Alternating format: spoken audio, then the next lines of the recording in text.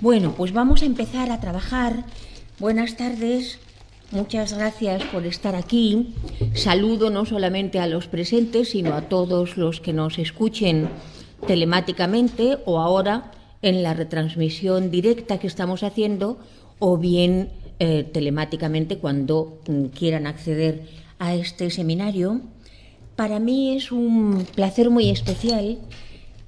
Y ahora, después de presentaros a nuestro profesor invitado, pasaré a comentaros también un poco la estructura de estos 3 seminarios helénicos para que vosotros os vayáis preparando para intervenir, porque esta vez espero que podamos participar y intervenir prácticamente todos los que estamos, ¿verdad? En primer lugar, comentaros que el profesor que nos visita se llama, como habéis recibido en el programa, Ricardo Alcocer Urueta. Los apellidos no pueden ser más españoles, siendo un profesor mexicano. Parece que hay un castillo en Extremadura, en Cáceres, que se llama así, Alcocer, y Urueta es claramente un apellido vasco, ¿verdad? El profesor Urueta, os leo su semblanza. Trabaja en la UNAM. Ha venido particularmente recomendado por la profesora María Antonia González Valerio, que es miembro del grupo de investigación ONLENER, Ontología, Lenguaje, Hermenéutica de la UNED desde el 2007, desde que este grupo se fundó, ¿verdad? Y el profesor se licenció en Psicología en la Universidad de las Américas, en Puebla, también en Filosofía en la Universidad Nacional Autónoma de México. Luego hizo un magíster en Filosofía por la Universidad Autónoma de México y después leyó su tesis doctoral también en la Universidad Nacional Autónoma de México sobre la usía de Aristóteles, la noción de entidad, y las genealogías históricas anteriores, Parménides, Platón y finalmente Aristóteles, y las interpretaciones de la entidad, ¿verdad? Actualmente es investigador del programa de doctorado en Filosofía de la Facultad de Filosofía y Letras y del Instituto de Investigaciones Filosóficas de la UNAM. Y tiene varias publicaciones destacadas, a pesar de su juventud evidente, ¿verdad? Estudio del pensamiento de Anaxágoras con respecto al vínculo genético entre la relación mítica y la relación filosófica en la antigua Grecia. De esto precisamente nos va a hablar esta tarde.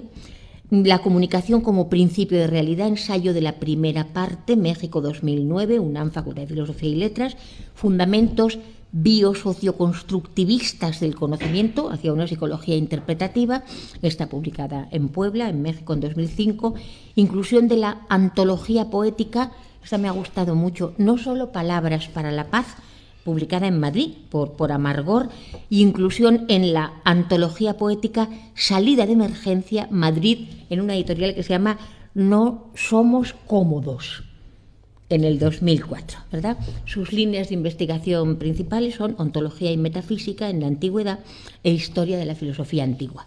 La estructura de este seminario, como vosotros sabéis, es polémica, de manera que primero el profesor Alcocer va a hablar durante una hora y algo, de aquello que nos convoca en esta primera sesión, ¿verdad? El vínculo genético entre mito y filosofía.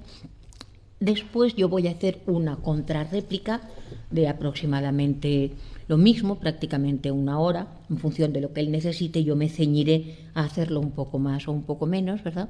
Y después, en vista de lo que habremos llegado a establecer como discusiones principales, tendréis el público la palabra con este micrófono y hacéis cuantas objeciones, cuantas consideraciones, recursos a la totalidad o matices, lo que vosotros consideréis que necesita la cosa misma para alcanzar precisamente la discursividad crítico-filosófica, dialógica que le compete, ¿verdad? Sin más por el momento, yo os pido un pequeño aplauso de bienvenida en esta sala un poco fría para el profesor Ricardo Alcocer, y sin más nos disponemos a escucharle atentamente, pero ya con el ojo avizor para ver lo que se pueda discutir. La filosofía se tiene que acostumbrar, y vosotros lo sabéis muy bien, a que se puede disentir, y se puede disentir intensamente en completa cortesía. Si esto lo aprendieran también los políticos, ¿verdad?, habríamos conseguido ya un avance en la cultura cívica que necesitamos ir construyendo o profundizando. Ya no os digo nada por el momento y damos la palabra a Ricardo Alcocer. Bueno, la profesora Oñate ya me presentó, a quien agradezco la invitación. También agradezco a ustedes la presencia. Y como ya dijo, el tema del cual voy a hablar hoy es el vínculo genético entre el mito y la filosofía. Es un tema, es un tópico que aparece en todos los manuales de filosofía, que la filosofía surgió de alguna manera, se emancipó, fue derivada del mito, y lo que pretendo es determinar la relación que sostiene y justamente el momento de la génesis de la filosofía a partir del mito. ¿Qué relación existe entre la filosofía y el mito? Y a mí me parece que esta relación puede describirse como filogenética. Esto quiere decir que es una relación como la que existe entre determinados organismos. Existe un contenido, una forma común, y a partir de ella se especifican los organismos, o incluso las lenguas. Existe esta postulación de un proto-indoeuropeo, por ejemplo. A partir del proto-indoeuropeo se van derivando todas las lenguas indoeuropeas que mantienen una especie de carácter común, puesto que todas provienen de un mismo origen. La idea es que la filosofía, en este sentido, sigue siendo un poco mito. Sin embargo, es una especie de particularización del discurso mítico. Normalmente a esta especialización del discurso mítico se le reconoce un carácter lógico, racional, y si no se reconoce que hay una continuidad entre el mito y la filosofía, se contraponen. Pero la oposición, finalmente, haya una relación continua o no, es entre el logos, razón, y el mitos, que sería una especie de discurso pobremente lógico. Lévi-Brul decía que era prelógico, por ejemplo. Ese es más o menos el tema en general. Mi interés en este tema, el contexto en el que abordo el tema, por el cual me intereso en este tema, es que quiero sostener que la filosofía es efectivamente griega. No sé bien cómo están las cosas aquí, pero por ejemplo en mi país hay quien sostiene que hay filosofía que no pende, digamos, de la rama dura del pensamiento filosófico, cientificista o científico occidental. Hay materias sobre eso. Hay quien dice que las culturas precolombinas en América tenían filosofía. Yo creo que no. Yo creo que la filosofía tiene un sello de origen y es griega. Ese es un factor que enmarca mi interés sobre el tema. No solo eso, sino que también creo que la aproximación al mito es importante para resolver todas estas cuestiones sobre la muerte de la filosofía. Si la filosofía se murió o no después de Hegel o duró hasta Nietzsche. Creo que conociendo cómo se distingue la filosofía del mito, podemos comprender mejor si la filosofía está muerta o no está muerta, o cómo podemos determinar que realmente un discurso es filosófico o no es filosófico, y si se necesita o no se necesita un discurso filosófico en esta época. Porque ahorita pasaremos un poco revista de esto, pero los críticos de la filosofía a finales del siglo XIX, principios del XX, llegaron a sostener literalmente que la filosofía es mito, ¿no? Y como les decía, quizás tiene algo de eso, tiene un fondo común, quiere aprender la totalidad de lo real, pero no es solo mito. Ese es el contexto. El mito es importante comprenderlo porque así podríamos conocer cuáles son las finalidades, los caracteres, las notas distintivas de la filosofía, sobre todo porque los primeros en filosofar, como decía Aristóteles, sintieron una necesidad de confrontarse con los hacedores de mitos, por alguna razón. Normalmente se entiende que cuando alguien quiere ganar autonomía, autoridad o vencer una determinada autoridad, lo que tiene que hacer es confrontarla. Probablemente esto es lo que pasó, los filósofos querían obtener cierta autoridad que tenían los hacedores de mitos, ¿no? Entonces creo que también es importante saber qué es el mito, qué es la filosofía, para conocer la génesis de la filosofía, cuáles son las necesidades incluso sociales a las que servía en una época determinada la filosofía, cuál era su función social, por qué en un momento puntual en la historia, que normalmente se llama milagro griego, surgió esta práctica, que es una práctica discursiva. Entonces revisaremos un poco a lo largo de esta ponencia la antigua demarcación de la filosofía frente al mito, y también revisaremos la crítica tardomoderna, por no decir posmoderna, tardomoderna a la filosofía, lanzada desde el seno mismo de la filosofía, pero también desde fuera, ¿no? Entonces, básicamente la finalidad de esta presentación va a ser determinar el mito. Voy a dar puntualmente 2 definiciones de mito. Una va a estar dispuesta metodológicamente para que se abra una especie de puente entre estos 2 momentos históricos, que es la antigua demarcación de la filosofía frente al mito, y el otro momento histórico, que es el que quizás nos corresponde a nosotros, que es la crítica tardomoderna a la filosofía. Cuando comprendamos en qué consiste el discurso filosófico, qué hace un filósofo cuando empieza a discurrir y qué requisitos tiene que cumplir un discurso para ser filosófico, quizás podamos entonces dar respuesta al asunto de la muerte de la filosofía. Pues bien, para demostrar, ahorita partiré de esto como de presupuestos, pero para demostrar que la filosofía surgió en Grecia, creo que es necesario cumplir con 4 condiciones. Primero, demostrar que no existía filosofía en un momento en la historia y en un momento surgió a lo que llamaría condición fenoménica. Surgió la filosofía no existió siempre. En un momento en la historia surgió.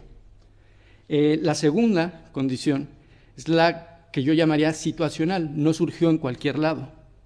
Surgió en un momento determinado en la Grecia arcaica, si quieren puntualmente en Jonia o no, pero es la Grecia arcaica. La tercera es que nosotros todavía podemos acceder al nacimiento de la filosofía, que tenemos los documentos, los contenidos, las nociones que nos permiten ver el momento en el que nace la filosofía. Principalmente serían los fragmentos de los presocráticos. Sin embargo, puesto que yo no creo que haya una división tajante, no sé, Olof Guigón cree que el primer filósofo es Hesiodo, y ni siquiera es Tales. Pues podríamos ir incluso atrás, hay momentos filosóficos en Homero, por ejemplo. Sin embargo, sigue habiendo mito, incluso en el idealismo alemán, ¿no? Entonces, jamás hay una ruptura con el mito. Pero hay una especificación, como ya les dije. Entonces, la cuarta condición para demostrar que surge en Grecia es tener una idea de lo que es la filosofía. Y para mí, en algunos momentos de la ponencia leeré, porque creo que hay cosas bien expresadas en este texto, entonces prefiero en algunos momentos leer, la explicación de por qué y qué es, por qué surge y por qué surge la filosofía. Y creo que la filosofía puede ser explicada como la consolidación pragmática de un conjunto de operaciones discursivas cuya sinergia, colaboración, cooperación, condujo con mayor eficiencia a la consumación de un fin cumplido antes por el pensamiento mítico. Y que esta práctica, de alguna manera, revela, expresa el espíritu griego. Esto es, la forma en que los griegos concebían el mundo y se relacionaban con él. Esto básicamente serían los supuestos para demostrar que la filosofía surge en Grecia. Y esto, como ya les decía, en el momento del surgimiento de la filosofía, los filósofos se están confrontando con los hacedores de mitos. Entonces nos van a dar información en su confrontación acerca de lo que ellos están haciendo, quieren hacer y cómo lo van a hacer. Muy bien. Algo importante también es que esta consolidación pragmática del discurso, que sería la filosofía, puede definirse operativamente. Entonces, les voy a leer una definición operativa de la filosofía, que la tesis fuerte de esto es que si en realidad esta definición de la filosofía funciona, es verdadera, cualquier discurso filosófico tendría que estar haciendo esto. Si no, no sería filosofía. Entonces, la filosofía produjo relatos más consistentes que los mitos, en virtud de que sus practicantes aplicaron de una manera peculiar la noción de límite. La noción de límite es muy importante para comprender eso a lo que estoy llamando espíritu griego, porque creo que la noción, a veces obsesión por el límite, es algo característicamente griego. Los límites de lo imposible lo detienen al ser humano, dice Teócnis. O sea, esta conciencia de que todo tiene límites que quedan fuera de nuestra voluntad, a la que tenemos límites a los que tenemos que someternos, que tenemos que respetar, pero que gracias a esos límites hay un orden, por ejemplo, en el cosmos. Aplicaron de una manera peculiar la noción de límite al construir aquellos relatos con que la civilización griega, como muchas otras, en todas las civilizaciones ha habido mito, refería aspectos e impresiones sobre lo real. La filosofía produjo relatos más consistentes que los mitos a fuerza de reproducir. Esto es la particularidad de la propuesta. Si hay un logos en la filosofía, se debe a que hay un cosmos. Y por eso voy a destacar ahorita la noción de cosmos. La filosofía produjo relatos más consistentes que los mitos a fuerza de reproducir la concepción genuinamente griega del mundo, cosmos, en el ámbito del discurso, sin lo cual sería imposible elaborar relatos explicativos y omnicomprensivos sobre lo real, como los que generan las doctrinas y sistemas filosóficos, cuyo procedimiento discursivo está regido por un principio de limitación relativamente excluyente, que precisa la diversidad de lo referido, y un principio de limitación absolutamente excluyente o de implicación absoluta, que además exige la unidad de todo lo relatado. Entonces, lo que están haciendo estos primeros filósofos, aún sin darse cuenta quizás, es probable que Platón y Aristóteles sean los primeros que tienen conciencia de este cosmos, que empiezan a hablar del cosmos como un orden, no un conjunto de cosas, sino de un orden que distingue lo particular y hace que todo lo diverso esté cohesionado en una unidad. Y nada, esto sería Parménides, y nada queda fuera de eso. Todo lo real queda contenido en un conjunto, y ese conjunto está ordenado, y jerárquicamente ordenado, precisamente ordenado. Cuando los filósofos empiezan a hacer filosofía, es porque empiezan a reproducir esta concepción del cosmos en el discurso. Muchos no se darán cuenta, pero es lo que están haciendo los presocráticos, y esa sería la función de esta investigación, demostrar que los presocráticos, puntualmente los presocráticos, están plasmando esa concepción del mundo en el discurso y que sus preocupaciones obedecen a estos dos principios. Tengo que distinguir lo real tanto como me sea posible y tengo que hacer que nada de lo que yo distinga de lo real quede excluido, por ejemplo, por contradicción. Si queda excluido de lo real, es como las reglas del juego están dadas por estos dos principios. Yo tengo que preocuparme por dar cuenta de toda esa realidad sin incumplir estos dos principios. Ok.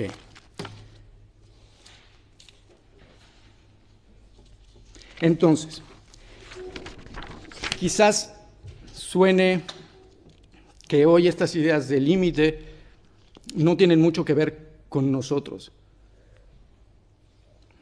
o con la filosofía que dejamos atrás en el siglo XIX o con la que mucha gente ya no quiere practicar hoy, pero si empezamos a pensar en la noción de la verdad como coherencia, entonces nos vamos a dar cuenta hasta dónde llegó esta práctica discursiva. La verdad como coherencia, precisamente cuando se determina, implica estos dos principios. Todo tiene que quedar perfectamente detallado y perfectamente contenido. La verdad es perfección, todo queda dentro, todo queda expresado de la mejor manera posible. Este ideal de la verdad como coherencia creo que es finalmente la idea de cosmos griega. La verdad como coherencia, la postura, digamos, clásica de la verdad como coherencia es Hegel, pero también Bradley, por ejemplo. Es ningún juicio, ningún conocimiento particular puede reclamar la verdad es el todo, hay que ordenar el todo, y de ahí los sistemas filosóficos. Muy bien. Creo que esta idea de cosmos y verdad como coherencia arroja, sobre todo cuando se estudia el pensamiento presocrático, 4 modalidades de la misma idea. A una la llamaría yo el cosmos en sentido eminente, que es la idea del mundo, muchas veces no consciente, pero que intenta plasmarse en un discurso. La otra sería el cosmos en sentido positivo. Va a expresar todas las manifestaciones diferenciadas de lo real, distinguiéndolas. La otra es la negativa, que es la prohibitiva, la limitativa. Lo que va a hacer es articular estos dos principios de limitación. Todo lo que tenga alguna entidad tiene que ser distinto y nunca quedar fuera de esta totalidad. Y la cuarta es el mundo en sentido efectivo. El mundo en sentido efectivo es eso de lo que se está dando cuenta en el relato. Aquello que quiere no emularse, sino representarse de tal forma que lo satisfaga, se corresponda con ello, pero como un bloque, mediante un discurso omniabarcante, omniabarcador. Estas 4 modalidades de cosmos me parece que guían toda la historia de la filosofía hasta los idealismos alemanes. Profesor, perdona que te interrumpa, ¿te importaría ponerlo en la pizarra? No, para claro que lo que no. podamos seguir, también los televidentes lo puedan seguir con mayor claridad?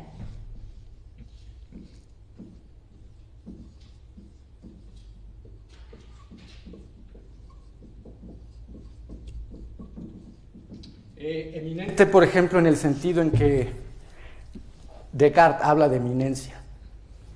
O sea, es algo que en este sentido idealista contiene la perfección de lo que yo quiero realizar en el discurso. Cosmos en sentido positivo. Es lo real determinado de una manera diferencial. Cosmos en sentido negativo es la articulación más bien lógica de los dos principios de limitación, el que excluye lo diferente y el que excluye lo contradictorio.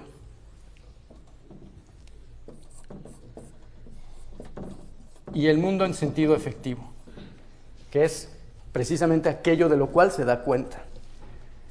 La articulación de estas cuatro modalidades de cosmos, cuando el mundo eminente es articulado de tal forma o expresado de tal forma que tiene contenidos positivos y tiene una estructura lógica, coherente y se corresponde con el mundo efectivo, sería precisamente la verdad como coherencia absoluta.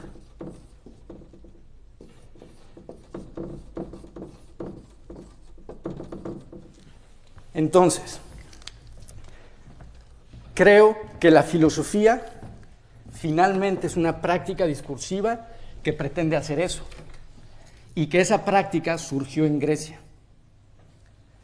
Entonces, cuando decimos, por ejemplo, que la verdad debe ser entendida como coherencia absoluta, creo que se quiere decir, voy a leer otra vez, que el conocimiento se aproxima a la verdad y los relatos dan a conocer mediante el discurso.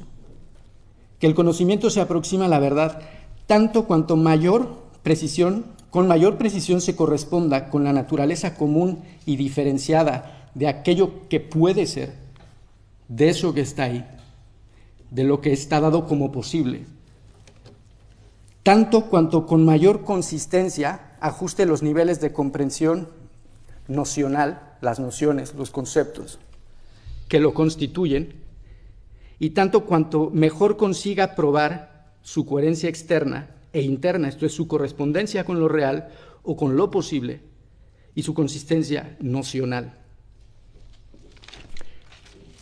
Esto sería precisamente el heredero, el organismo surgido del discurso mítico, como muchos otros. No contamos realmente con esto lo decía Cassirer, no tenemos el discurso mítico puro, eso no existe. Tenemos alguna evidencia de relatos próximos, la epopeya, por ejemplo, los mitos fundacionales, los mitos cosmogónicos. Pero muchos tipos de relatos estaban contenidos en ese tipo de discursos, por ejemplo, en Homero. Entonces surge la poesía lírica, surge el drama, surge la poesía coral, surge el discurso forense, pero también surge la filosofía, que es un tipo de discurso que pone en juego determinados rasgos que ya estaban dentro del mito, pero los lleva a su máxima expresión. Entonces, voy a leer primero una definición de mito que me parece no de sentido común, pero que no está predispuesta metodológicamente para este tipo de investigación, y después voy a leer otra que está tomada precisamente de lo que decían los griegos antiguos cuando criticaban al mito. Entonces, la primera, para más o menos tener una idea de lo que es el mito en general, sería esta. Los mitos son narraciones fabulosas que abordan algunos de los temas de mayor relevancia para el género humano, tales como la conformación y la organización del universo, las catástrofes naturales y sociales, o la rivalidad entre diversas posturas morales. Sus protagonistas suelen personificar agentes sobrenaturales, sobrehumanos o simplemente extraordinarios, que no están sujetos al orden regular con que se presentan los fenómenos, y los hechos que narran pertenecen por lo general a un pasado remoto en el que se cifra el comienzo de un pueblo, una nación o la humanidad entera. Los mitos con mayor repercusión histórica fueron elaborados en la Edad Antigua y solo adquieren pleno sentido al ser puestos en relación con un determinado trasfondo cultural y religioso. Sin embargo, los mitos también han sido interpretados como simples anécdotas, instrumentos de control social, obras de arte o fuentes de esparcimiento y enriquecimiento espiritual. A menudo se ha visto en el mito la objetivación discursiva de una mentalidad fantasiosa e inmadura que representando de manera antropomórfica los vínculos que ligan a los fenómenos naturales y sociales entre sí, ha logrado, si bien no esclarecerla conforme a razón, dominar anímicamente la realidad al aprenderla y presentarla en imágenes que comprenden una gran variedad de nociones y ejercen un poderoso influjo sobre la gente en virtud de una peculiar y contundente eficiencia icónica. En este sentido, la ficción o fingimiento mítico de lo real estaría asociada a la eficacia discursiva del mito, pues en la confusa delimitación entre lo real y lo virtual residiría precisamente la causa de su elevado potencial sugestivo. Eso sería una definición de sentido común, rica sobre lo que es el mito, sobre todo hoy como objeto de estudio. Ahora voy a presentar una especie de collage de opiniones de griegos antiguos hablando sobre lo que es el mito. Y esa es la que nos sirve para ver reflejada en el mito la filosofía. Voy a leerlo de corrido y después voy a pasar punto por punto y voy a decir quién dijo que de todos estos elementos. Los pensadores griegos antiguos lanzaron duros reproches a los relatores de mitos por carecer de conocimiento verdadero y aún así aleccionar a la gente. Por lo general alegaban que si bien los mitos eran narraciones ficticias y agradables, de una gran eficacia persuasiva y que estaban relacionadas con lo maravilloso, lo divino y más valioso, al igual que la filosofía, ni la verdad ni la consistencia de su contenido podían ser examinadas con rigor, o porque no referían efectivamente lo real, ya que lo hacían de manera parcial, sesgada o incorrecta, o porque no eran capaces de mantener su coherencia a través de las distintas épocas históricas. De tal modo que los mitos podían ser empleados para ilustrar los hechos o las nociones, o ganar la voluntad de la gente, pero al final eran vistos como relatos que no se apegaban a lo real, por más que fueran, hubieran sido o llegaran a ser verosímiles. La colección son 13 puntos y que los mitos eran usados para aleccionar a la gente está dicho por Heráclito. Por lo general alegaban que si bien los mitos eran narraciones ficticias y agradables, está dicho por Aristóteles en la Poética. De una gran eficacia persuasiva, también es Aristóteles, está dicho en la Metafísica. Y que estaban relacionadas con lo maravilloso, es Aristóteles en la Metafísica. Lo divino y más valioso, es Aristóteles en la Poética. Al igual que la filosofía, ni la verdad ni la consistencia de su contenido podían ser examinados con rigor. Es Heródoto, en Historias. O porque no referían efectivamente lo real, es Heródoto, Protágoras, Tucídides. Porque tenían una visión sesgada, parcial o incorrecta, Genófanes. O porque no eran capaces de mantener su coherencia, Platón, con el tiempo, a través de las distintas épocas históricas, Aristóteles, se usaban para ganar la voluntad de la gente, Aristóteles, no se apegaban a lo real, Platón, y podían llegar a ser verosímiles, Platón, Aristóteles, todos. Lo importante es ver que esa caracterización del mito es una caracterización que se hace de la filosofía a partir del siglo XIX. Y ahora vamos a ir a ello.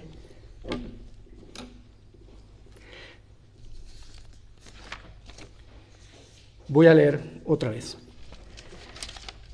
Ya los primeros documentos filosóficos evidencian la intención de dar a conocer aquello en que consiste el mundo sin faltar a las determinaciones fundamentales de lo real, manifestando así la finalidad común a todas las obras de filosofía antigua, medieval y moderna, y permitiendo justificar la persistencia de la discusión filosófica a través de tales épocas. Sin embargo, fue a fines del siglo XVIII y comienzos del XIX que la tendencia a referir el orden que rige el conjunto de todas las cosas alcanzó su máxima expresión hasta el presente, con los planteamientos de quienes, siguiendo las directrices esbozadas por Kant, en la arquitectónica de la razón, intentaron poner en relación las determinaciones fundamentales de lo real en una sola secuencia discursiva y con arreglo a una serie de inclusiones progresivas que debía recoger las cuestiones de cada uno de los ramos del saber y llegar a identificarse con la apariencia y la estructura del devenir, Hegel.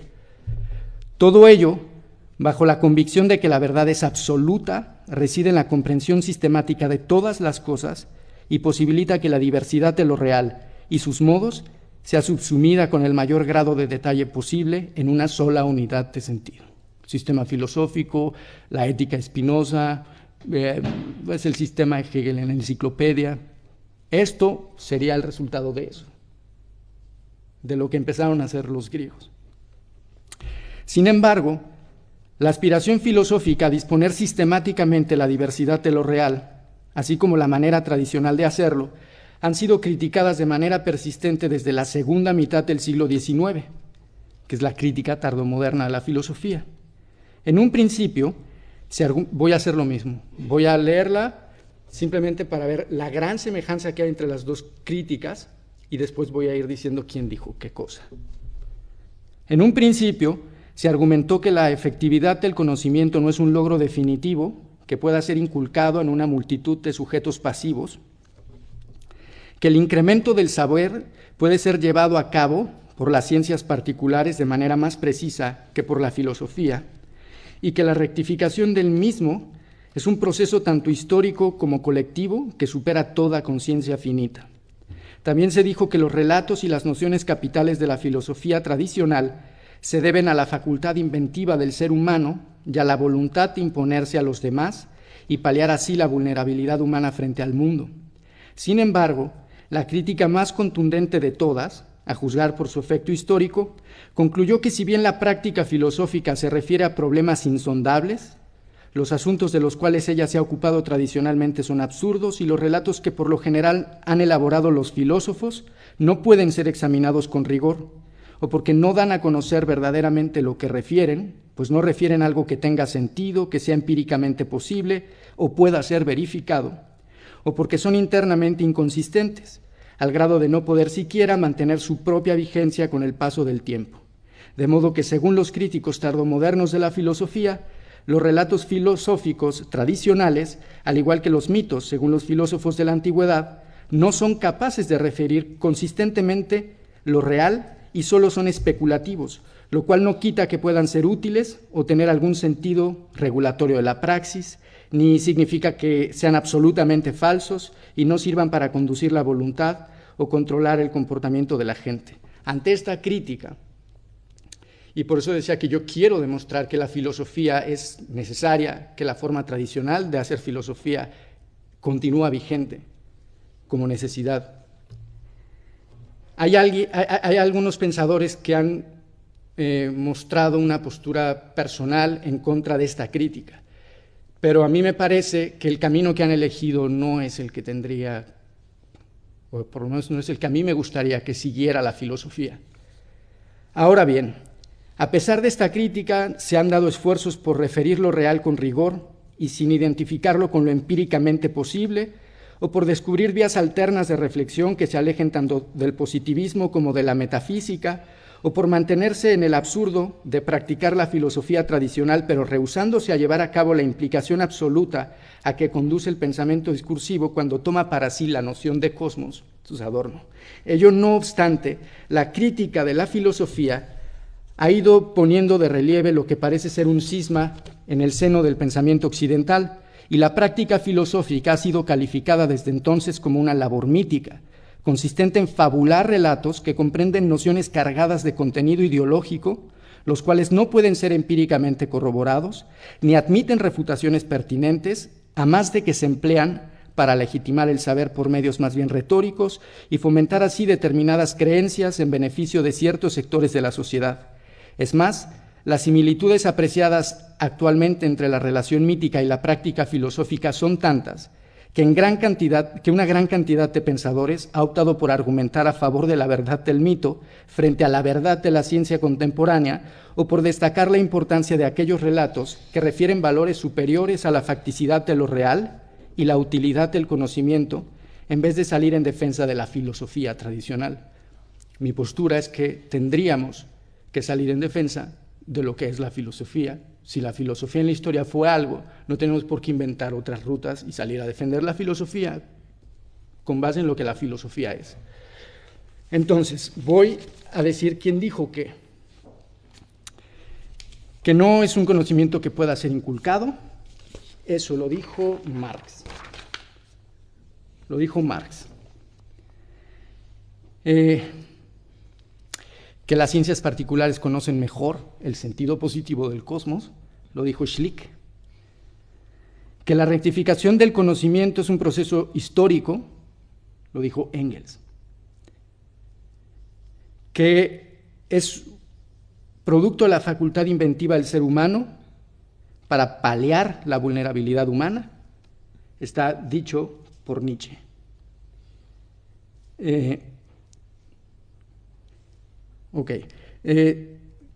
Que los problemas a los que se aboca la filosofía son insondables, pues es Wittgenstein, ¿no? Que los asuntos de los cuales se ocupaba tradicionalmente la filosofía son absurdos, eso lo dijo también Wittgenstein. Que es un conocimiento empíricamente no constatable, que no tiene sentido, que no puede ser verificado, los positivistas. Que son relatos inconsistentes, Lukasiewicz, por ejemplo, que tiene un sentido regulatorio de la praxis, eso está dicho por Popper, que se puede usar para controlar a la gente, eso está dicho por Engels, por Althusser, en fin. Lo que se puede ver es que los críticos de la filosofía tradicional están haciendo exactamente lo mismo que hicieron los filósofos en la antigüedad. Las palabras están un poco tocadas, pero es mínimo, porque realmente cuando dice Heródoto que no pueden verificar su conocimiento, está diciendo eso, está diciendo, tú no conoces el río del que estás hablando, y le estás hablando de un río. Tú no puedes ir a constatar ese conocimiento, porque ese conocimiento no puede ser constatado, por ejemplo. Están diciendo básicamente lo mismo. Y esto me parece que tiene más que un punto de curiosidad. Es por qué en un momento dado se lanza la misma crítica a la filosofía que la filosofía lanzó sobre el mito. ¿Qué está pasando ahí en la historia? ¿Por qué ese tipo de discurso que no es idéntico al mítico está siendo determinado como discurso mítico? Creo que es un problema más de yo digo, yo quiero, es un problema de relevancia histórica. ¿Qué pasa? Que el ser humano empieza a ver en la filosofía mito. Mito al grado de que hay quienes simplemente dicen que es mito, Adorno, pero también Lukasiewicz dice que es mito. O hay gente que dice que la filosofía pues debería ser sustituida por el mito y que esa verdad ajena a la verdad positiva tiene que ser buscada en el mito. Hübner, hay más,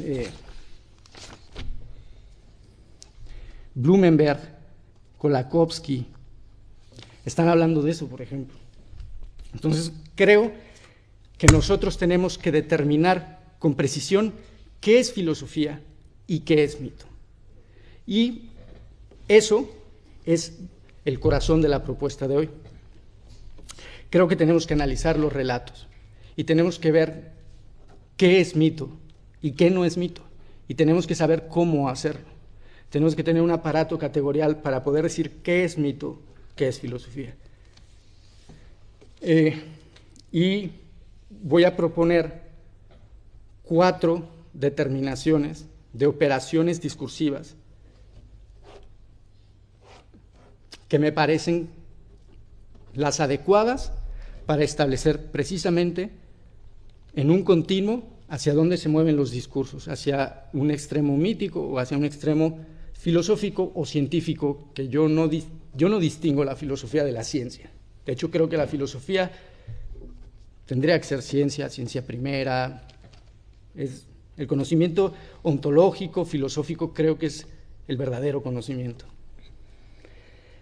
Ok, entonces, esto es un poco más complicado y sí lo voy a leer y voy a poner aquí un diagrama.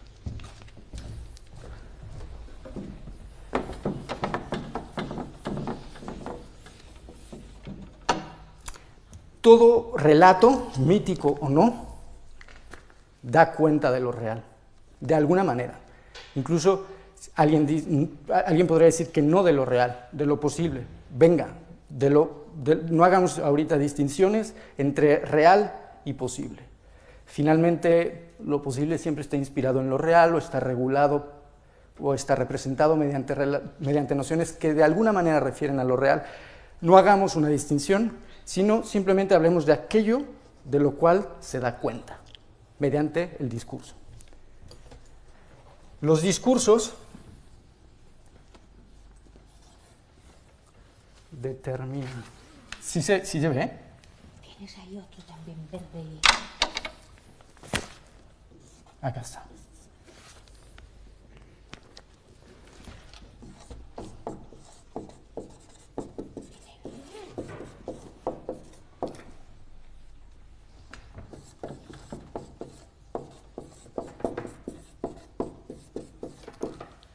Los discursos determinan aquello, digamos, que refieren, pero también a lo que se refieren.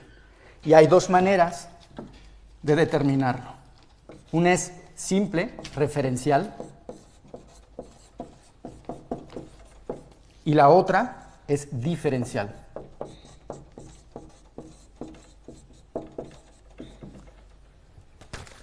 El discurso mítico referiría, el tipo de discurso mítico ideal referiría referencialmente, o sea, simplemente, y el científico filosófico establecería una distinción. Entonces, vamos a ver. Todo aquello que sea referido puede ser determinado de manera sencilla o de manera diferencial. La determinación sencilla es referencial y alude a lo real mediante alguna noción que no da a conocer el sentido en que lo referido puede ser vinculado con algunas cosas, pero no con todas las demás. Son determinaciones particulares. La determinación diferencial, por el contrario, alude a lo real mediante una combinación de nociones que no se excluyen mutuamente, por la cual se informa el sentido en que lo referido puede ser vinculado con otras cosas, pero no con todas las demás.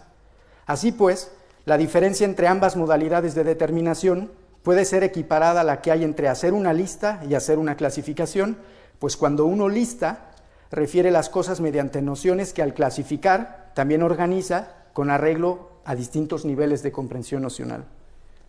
Por ejemplo, una gran expresión histórica de esto es la definición en Aristóteles.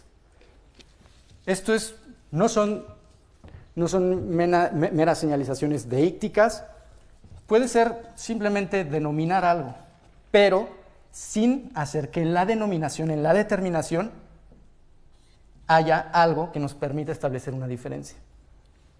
Esta es la primera operación.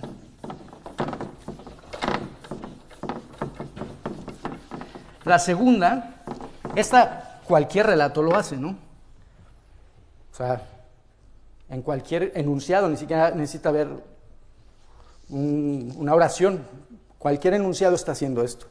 La que viene es, yo creo que una de las operaciones nucleares de la filosofía. Quizás también de la religión, quizás también nada más que en este continuo estaría de una manera más indeterminada expresada en el mito, es la referencia no a, sino la referencia de lo indistinto.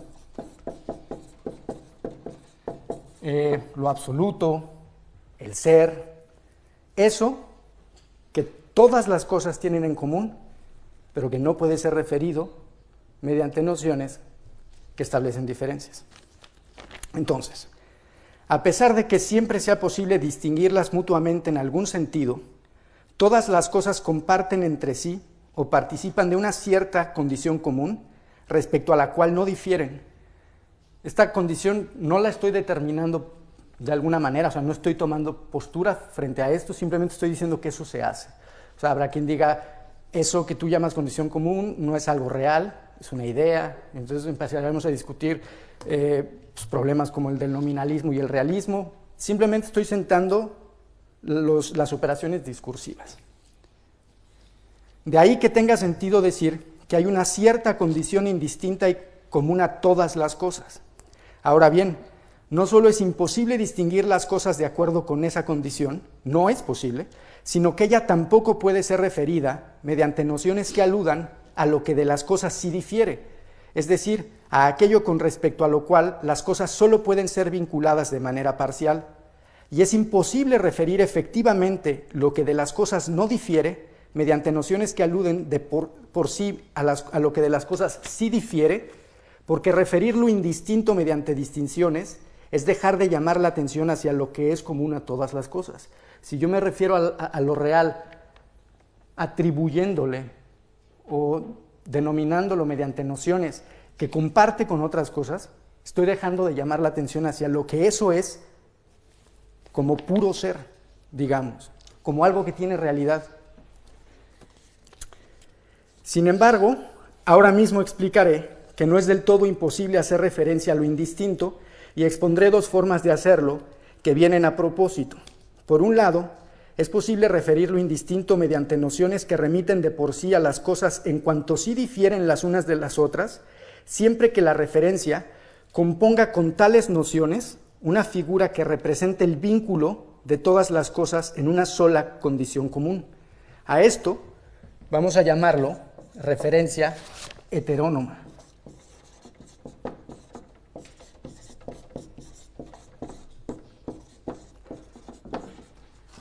Se está refiriendo eso que es común a todas las cosas mediante nociones que sí se refieren a las cosas en cuanto distintas, pero componiendo con esas nociones un icono, una imagen que da cuenta de esto que es absoluto, que es una condición común.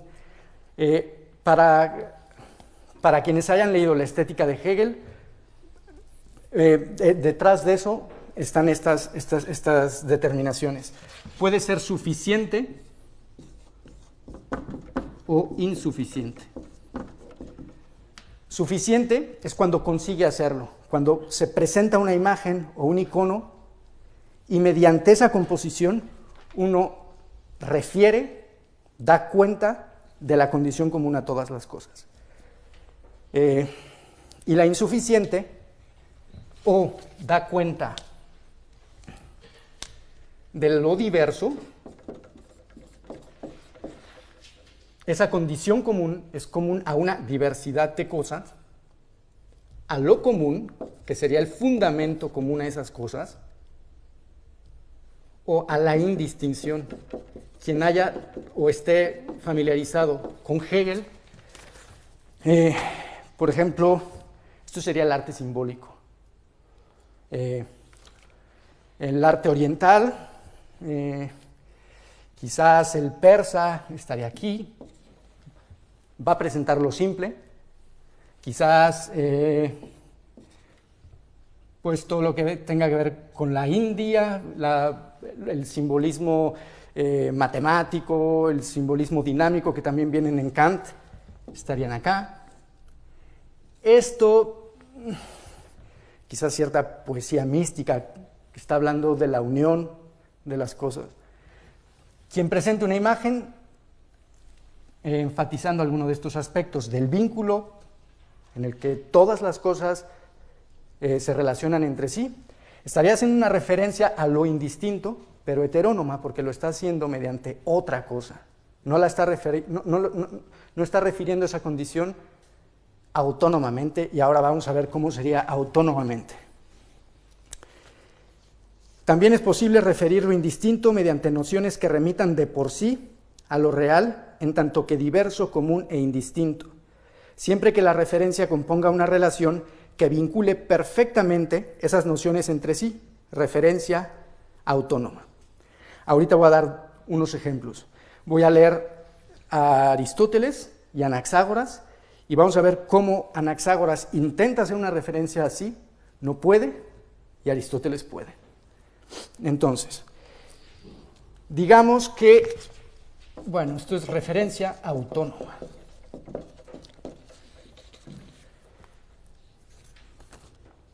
Esta es virtual porque, como decía Hegel, uno necesita tener conocimiento, ya sea símbolo o alegoría, uno necesita tener conocimiento de esas nociones, entender el código en el que se inscriben esas nociones para saber que se está haciendo una referencia a lo indistinto. Entonces es virtual y es especiosa porque se está valiendo de nociones que remiten a lo particular. Esta es efectiva y es evidente porque es lo que sería en Hegel el concepto. Es claro que refiere esos tres aspectos, pero por sí mismo, en una sola relación. Ahorita vamos a ver a Aristóteles. Esta primera que voy a leer es heterónoma y es Anaxágoras. No han sido aisladas unas de otras las cosas en el único mundo, ni tampoco han sido cortados con hacha lo caliente a partir de lo frío, ni lo frío a partir de lo caliente. El fundamento está expresado con una imagen. No hay corte en el fundamento que cercene, que separe absolutamente el fundamento, lo indistinto, la condición común a todas las cosas, aunque haya opuestos. Esto es imposible. Entonces está la diferencia, está la comunidad y está la referencia a la imposibilidad de que esa distinción sea absoluta. Hay una referencia a la indistinción. Aristóteles dice, en efecto, es preciso que el género separe de los otros géneros y la diferencia de lo que está en el mismo género. Ciertamente, lo que se da en todas las cosas no separa de ninguna en absoluto, y lo que se da en todas las cosas que están bajo el mismo género no separa de lo que está en el mismo género, de modo que lo así añadido es vano.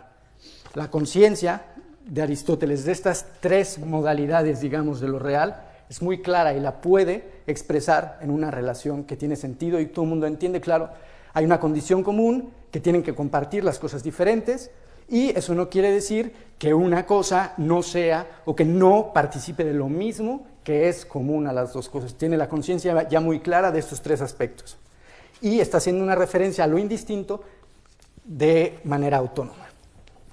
La tercera operación.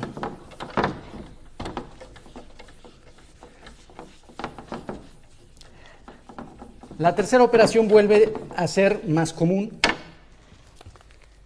porque cualquier texto científico no la presenta. Es cómo se relaciona lo referido. Puede haber relaciones con vínculo de dependencia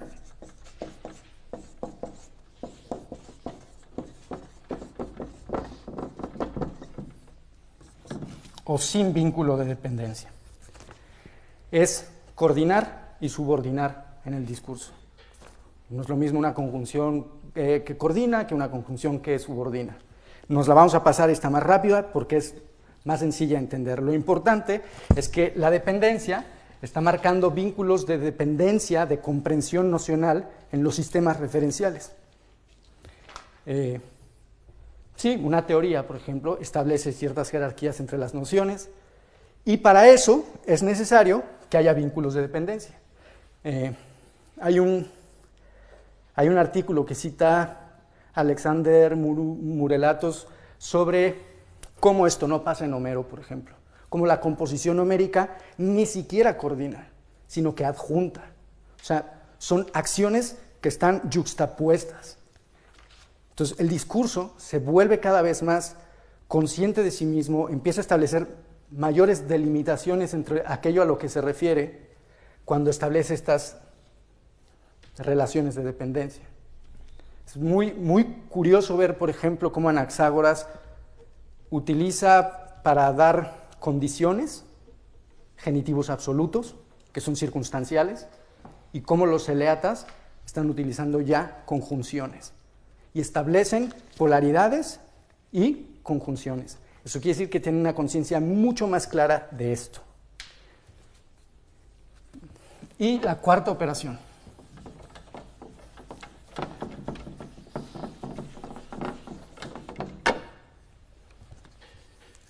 esta es otra de las que es más propiamente filosófica, uno de los extremos, obviamente, es la coherencia del relato.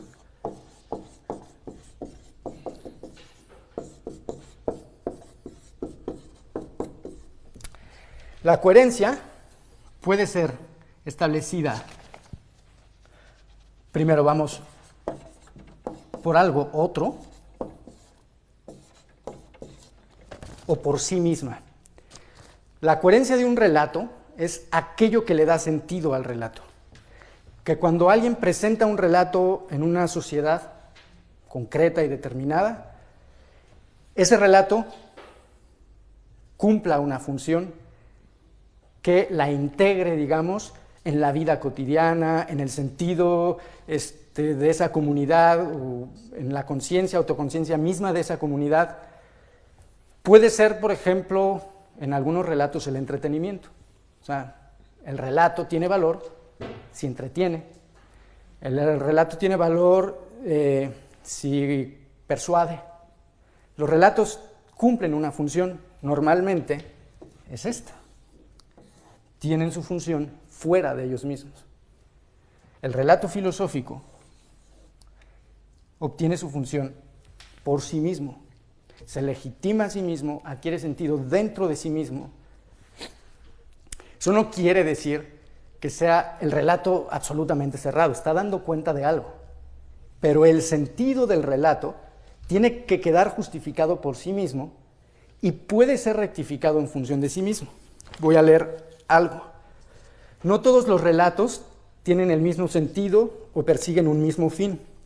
Si un relato no pretende ser congruente consigo mismo y no dirige las relaciones que conjuga hacia su propia integridad, la efectividad de su coherencia dependerá de algún complemento ajeno de sentido, que es esta. Pero si por el contrario un relato pretende ser congruente consigo mismo y dirige las relaciones que conjuga hacia su propia integridad, entonces la efectividad de su coherencia dependerá solamente de la consistencia misma del relato. Es esta. Y aunque solo sea de manera intencional, la coherencia le será inherente. Ahora bien, para comprobar que estas dos modalidades de coherencia son distintas y exhaustivas, es suficiente reconocer que todas las rectificaciones operadas sobre un relato se realizan en función de lo propio o en función de lo ajeno. En el primer caso, las determinaciones y relaciones conjugadas en el relato son eliminadas, incrementadas o reordenadas de tal modo que puedan ser mejor integradas en una sola unidad de sentido, mientras que en el segundo caso se hace lo mismo, pero en función de los requerimientos impuestos por algún complemento ajeno de sentido, tal como las normas exigidas por algún intérprete en particular o la selección de una conclusión posible, pero no necesaria. Si yo ajusto mi relato a la demanda de alguien más, aunque sea una sociedad y aunque esa demanda sea entretenimiento, voy a corregir el guión de mi película en función de esto. Pero si a mí no me interesa eso, si no me interesa la verdad, la voy a corregir en función de esto. Y quizás yo no quiera, quizás soy muy vanidoso y creo que mi sistema filosófico es el máximo, pero llegará 200 años después alguien y dirá, lo que está diciendo él tiene sentido, pero vamos a corregirlo. ¿Corregirlo a partir de qué? A partir del mismo relato. Eso hace la historia de la filosofía. Corrige, y por eso constantemente en la historia de la filosofía hay discusiones entre filósofos. No por esto, sino por esto. Ok, esas serían, según yo, las operaciones que tenemos que considerar para determinar qué es relato mítico y qué es relato filosófico o científico.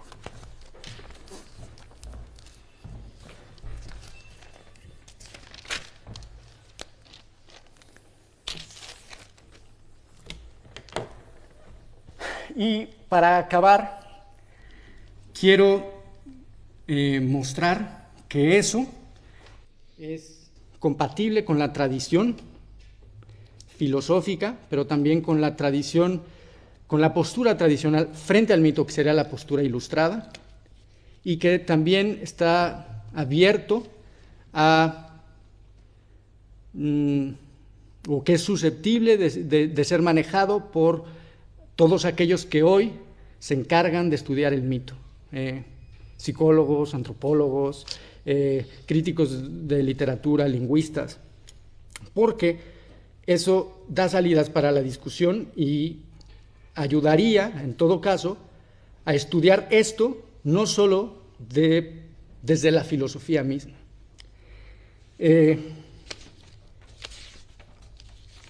Voy a leer una última parte para acabar con eso. La caracterización del discurso recién ofrecida puede concurrir con la tradición filosófica y las teorías contemporáneas acerca del mito. En principio, tales determinaciones son compatibles con la discusión en torno al valor nociológico del mito, toda vez que comportan las bases nocionales a partir de las cuales se puede definir una postura a favor o en contra de la concepción ilustrada del mito, que ha sido sostenida normalmente por filósofos y científicos, y considera el discurso mítico como una forma débil o atenuada del entendimiento o pensamiento racional.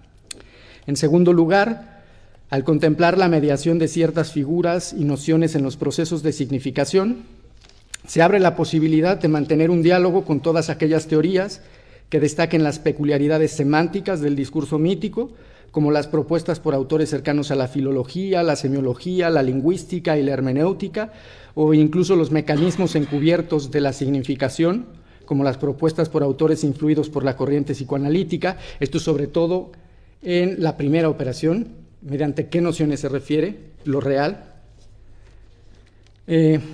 Sin embargo, no solo he determinado operaciones exclusivamente relacionadas con los procesos de significación, sino que también he señalado algunos aspectos formales, morfológicos y funcionales, sintácticos de la lengua y el discurso que interesan a teóricos que estudian el pensamiento y el lenguaje desde un enfoque formal y sistemático, como los que se aproximan al pensamiento discursivo desde la lógica y la gramática, o la literatura y otros fenómenos sociales desde un enfoque formalista o estructuralista, y por último, puesto que lo determina como un conjunto de operaciones ejecutadas por un agente inmerso en algún marco nocional determinado, esto es como una práctica cultural concreta, la concepción del pensamiento discursivo que acabo de exponer es capaz de asimilar las teorías que postulan algún tipo de vínculo pragmático entre el mito y el rito, o entre el mito y la vivencia humana, propias de enfoques psicológicos, etnológicos y antropológicos, aunque también de la poética, la retórica y otros estudios humanísticos.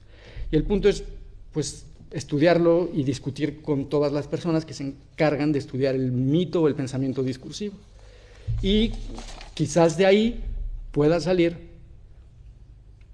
una noción más clara de qué es la filosofía y dónde se halla hoy la filosofía, y cómo tendría que ser practicada la filosofía, cómo podría ser rescatada la filosofía, en qué consiste la filosofía y si hoy la sociedad, nosotros, consideramos que ese tipo de relatos son necesarios, son oportunos. Creo que si estudiamos así la filosofía, incluso no solo la filosofía, sino los discursos científicos,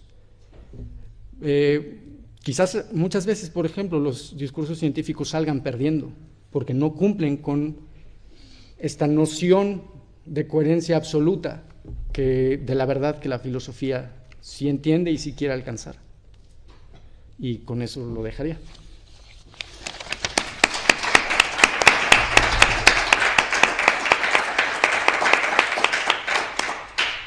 Bueno, pues yo voy a transgredir las reglas del juego que hemos establecido. Las reglas se ponen porque son operativas, ¿verdad?, para la discursividad, y desde ese mismo punto de vista se pueden transgredir también. ¿A qué me refiero? A que en vez de una contraponencia ahora a favor de que los participantes en el seminario sí puedan, porque ya ha sido suficientemente complejo el discurso, establecer las preguntas o las observaciones que les parezca pertinentes, vamos a dar la palabra a los participantes y luego después intervendré yo para no sobredeterminar esa discusión, ¿verdad? A mí me parece que sí debo hacer algunas indicaciones mientras vais preparando las intervenciones. Voy a pasar el micrófono a cada uno no es momento de huir, ¿verdad?, sino de retornar. Y sí quiero decir algunas cosas. Concretamente, el profesor Alcocer ha estudiado con una profesora mexicana que a su vez era discípula de Eduardo Nicol, y me parece que tiene interés hacerse cargo de que ya en Eduardo Nicol había un trabajo muy, muy atendible respecto de las formas simbólicas y, por lo tanto, de una de las dimensiones concernidas por toda esta discursividad, desde mi punto de vista indispensable, que es la de cuál es la forma mentis, ¿verdad? Cuáles son, como decían los antiguos estructuralistas, cuáles son los ámbitos, los nexos y los términos.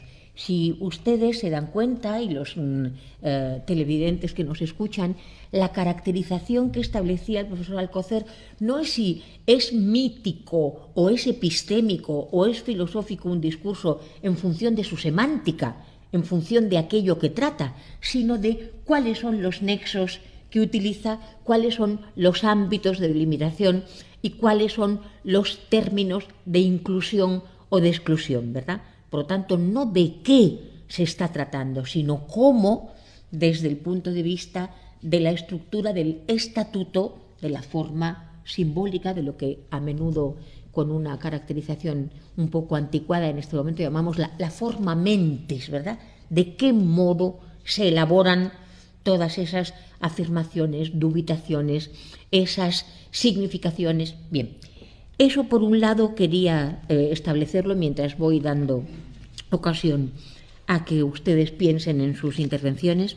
Por otro lado, referir una cosa que, si no se me olvidará, hace nada acaba de salir publicado un libro extraordinario de una discípula de Felipe Martínez Marzoa, muy conocido entre nosotros, y también una interlocutora mía desde hace mucho tiempo, se llama Aida Míguez, y este texto se llama La visión de la Odisea, y me gustaría mucho que lo tuvierais en cuenta, porque toda esta comprensión de cómo, ha dicho el profesor Alcocer, los momentos filosóficos, me parece que lo ha dicho así, sí, los momentos filosóficos en Homero, ¿verdad? Esto suscita una investigación para nosotros también de primera línea. Es imposible la comprensión de Homero sin la dialéctica del logos difracto, sin la comprensión del límite, de la topología, de la respectividad, ¿verdad? Es decir, no hay salto desde el punto de vista de Homero a la filosofía, es una de las preguntas, salvo en relación a la consistencia, como decía el profesor Alcocer, de una visión griega del mundo. Es una pregunta. ¿Se hace esa visión griega del mundo, es anterior a la filosofía, o se constituye y se explicita precisamente a través de Homero y a través de la filosofía? ¿Puede decirse lo mismo de Hesíodo? ¿Puede decirse lo mismo de un texto como la Teogonía o como los Trabajos y los Días? ¿O al contrario parece que allí la topología y el límite están siendo sustituidos por la génesis mitológica característica, y Jaos y Tetis y Gea dan lugar y generan de un modo mucho más comparable, por ejemplo, al Génesis bíblico? ¿Podemos decir que son mitólogos por igual Homero y Hesíodo desde el punto de vista de la caracterización de la filosofía como discursividad del límite? Ahí son unas pequeñas preguntas que hago porque no quiero que se me pasen antes de las intervenciones, ¿verdad? Y luego una tercera referencia, por mi parte, sería a que para toda esta dimensión que se ha establecido en relación a Aristóteles, se tenga en cuenta sobre todo el libro Iota de la filosofía primera, el libro 10 o el libro Iota de la mal llamada metafísica a partir de Andrónico de Rodas, porque si hay un lugar del corpus que no sean los tópicos o que no sean los analíticos, un lugar perfectamente accesible, delimitado, intensivamente expresado sobre lo que se entiende por lo mismo, lo otro, el prosgen, la referencialidad a uno, la reciprocidad recíproca, la reciprocidad, la referencialidad arrecíproca de lo que ya son polos referenciales que no son referidos a su vez, es el libro Iota, el libro sobre lo uno y lo múltiple de Aristóteles, el libro donde se contiene la gran enología, el estudio, la investigación filosófica de la enología de Aristóteles. Y hay un texto muy interesante que pone en relación la enología aristotélica con la sobre todo con el tratamiento aporemático metodológico del trazado de las aporías en Aristóteles, puesto en relación con el tratamiento de lo uno y lo múltiple, que es el de Javier Aguirre Santos, que está dedicado precisamente, está publicado en Dickinson, y está dedicado a la aporía en Aristóteles. Es imposible realmente hacerse cargo de hasta qué punto Aristóteles es un pensador del límite de la aporía y de la referencialidad si no se tiene en cuenta el libro Iota. En nuestros días, el pensador que más ha insistido y subrayado la importancia de la enología aristotélica hasta el punto de decir y hacernos ver que para el pensamiento helénico es siempre de enología de lo que se está tratando y no tanto nunca de ontología semántica, dicho ahora más claramente, que la enología es la ontología de la filosofía griega de los límites y no la tradición semántica, ha sido, como vosotros sabéis, porque yo lo refiero siempre que me es posible, Lambros Koloubaritsis, un profesor de origen griego afincado en Bruselas, que fue durante mucho tiempo, todavía vive, pero es muy mayor, fue durante mucho tiempo el director de la Revue de Philosophie Ancienne et Médiévale, la revista de filosofía antigua y medieval, USIA, que todavía podéis adquirir siempre en la Sorbona o en Bruselas.